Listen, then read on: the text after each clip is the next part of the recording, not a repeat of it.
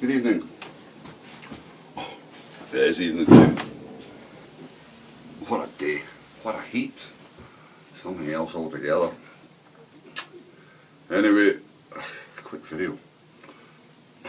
I'm not going to show you any more sticks with antler on. I'll show you a bit more steel with antler on. This is another poker that I'm busy setting up right now, so alongside other things. Been busy, surrounded by my pills and potions.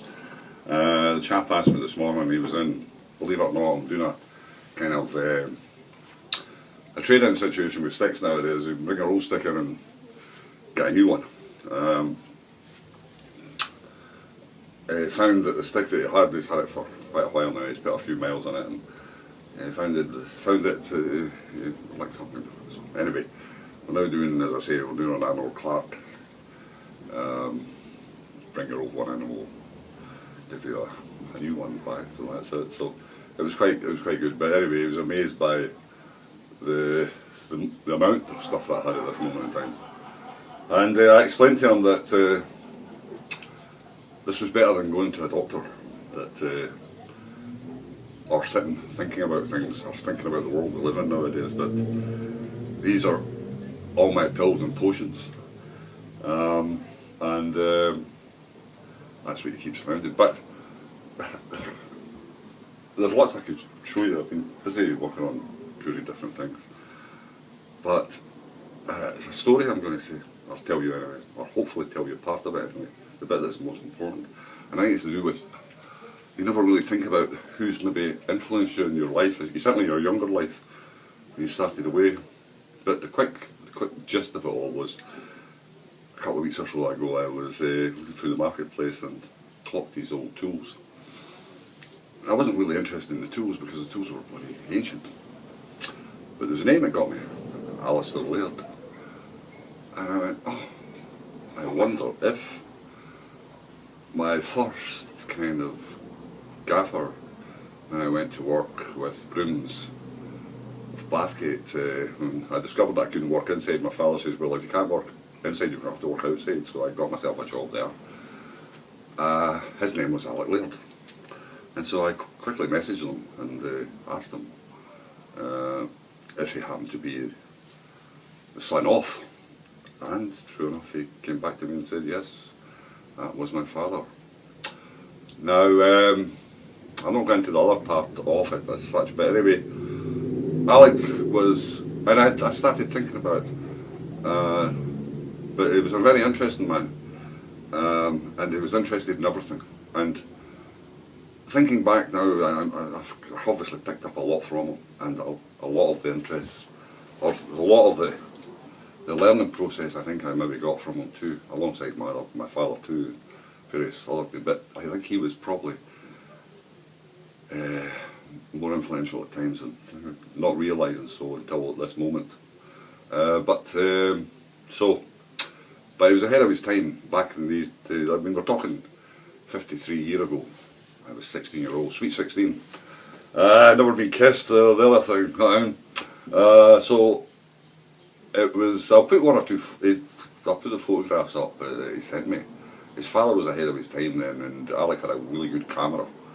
When there was box brownies and things like that out there around, Alec had a proper camera. You'd never put them into photographs, put them into slides. And all the work that were jobs and various things that we did, he would take photographs of us and the work we were involved in. And every so often he would bring them out to the work and show them. And that was that. And I didn't ask Alistair, but anyway, I'd said when I'd worked with him, and he was a very meticulous man. He liked things done right. Very right, by the way, not just right, and had a way of teaching you how to do things right. He would ask you first, and if you didn't really do it, he would do it in a different way altogether. I won't get into that, but and I used to think of him as being difficult, but I think probably I was as difficult, if not more difficult than him at being that age. And but he taught us well.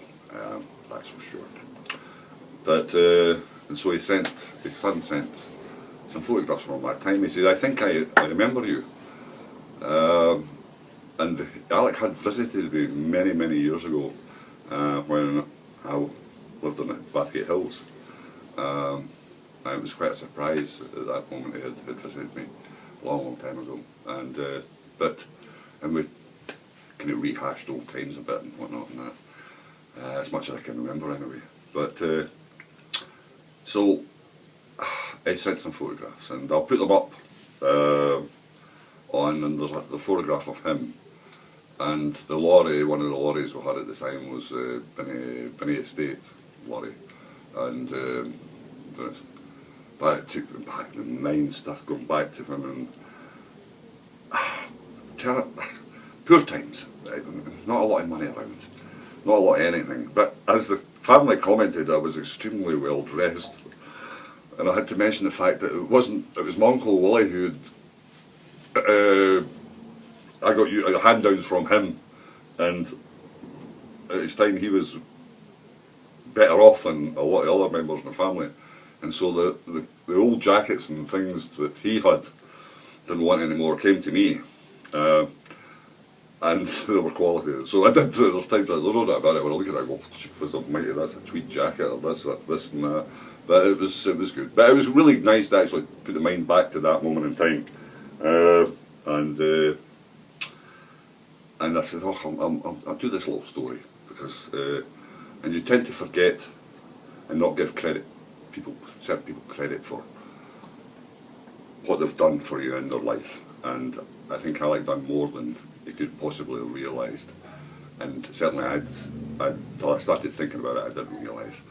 And to cut it all short, or cut it all away, he also gave me a taste for dates, brown bread, dates and brown bread, and digestives on honey. That was Alec's piece. All year round was dates, brown bread, dates, sandwiches and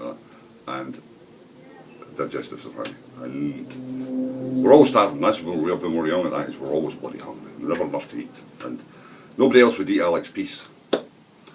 For by me, I had to teach myself to like these things, because I was starving. So you learn to like it, and other lads used to say, "Oh, I need to eat that, Jim." It's like, God, you'll eat anything, and so you get used to it. And to this day, I still like that. It was him that gave me the taste for honey and taste for dates, and I still like dates. I don't take them on bread anymore, but I still like the thing. So it was just a little mention to him. I think in the passing in time, I think it's a shame you're kind of late in life before you realise just how good. But I thought I'd make this put this little story out, and hope that it works all right. I'm going to message his son and give him a little link to this, and I don't know whether he'll like it or not, but I feel that he should get a mention in the passing, because he was a very clever man, that's for sure. And what was good about them then, we were allowed to experiment with different things, and with big workshops and all the rest of it, and there was never a stop put on you. Lunchtime or break times and things, if you had other things interested you, you were allowed to follow up and use, carefully obviously, everything that was there. And so that was good. There was no limits put on what you could actually do as such. But for £3 a week, well, there you go. And but there were happy times.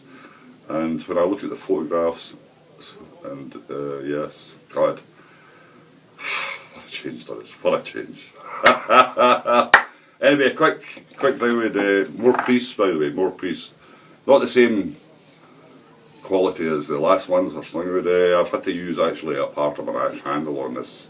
One of these ones. Isn't it the same isn't it tactile? The last ones I made with the turkey oak, with the part of the tree that had, there was shape to it, there was feel to it, there was that kind of thing. Don't get the same with this, but functional, very good. Anyway, I'm going to leave it at that. Go and get some tea, I think. It's been a long day, and it's that time. Anyway, hope all is well. And it cools down a little bit. I maybe got a little wander later. Anyway, all the best. Cheers.